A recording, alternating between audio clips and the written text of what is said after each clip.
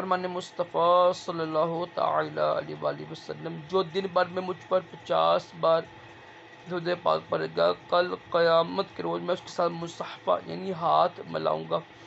صلو علی الحبیب صلی اللہ علی محمد۔ عاجزی کرنا عظیم سنت مالک راشد عطاری خوابوں کی تعبیر لے کر پیش خدمت ہے، اور آپ دیکھ رہے ہیں شارٹ تعبیر۔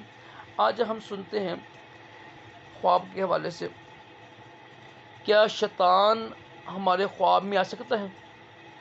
دیکھیے شرعی مسئلہ یہی ہے کہ اللہ پاک نے شیطان کو طاقت دی ہوئی ہے، تو شیطان انسانی شکل میں بھی آ سکتا ہے، اور حدیث مبارکہ کے مطابق شیطان انسان کے خواب میں آ جاتا ہے اور ڈراتا ہے، اور شیطانی خواب یہی ہوتے ہیں کہ انسان ڈرتا ہے، خواب آتے ہیں ڈرونے، برے، پریشان کن، یہ نشانی ہوتی ہے۔ تو اس کا حل بھی بتایا گیا کہ جب کوئی خواب دیکھے نا، جو ڈرونا خواب ہو، برا خواب ہو، جس سے ذہن دل پریشان ہو جائے، تو اٹھ کے نا جو بائیں کندھے پہ نا 3 بار تھوک دے، ٹھیک ہے، ایسے بس، اور اعوذ باللہ پڑھ کر یہ خواب کسی کو بیان نہ کیا جائے۔ اگر ہم یہ 3 عمل کر لیں گے نا، انشاءاللہ وہ خواب کی تعبیر ظاہر ہی نہیں ہوگی۔ یعنی بائیں طرف 3 بار تھوکیں اور 3 بار اعوذ باللہ پڑھ کر وہ خواب کسی کو بیان نہ کریں۔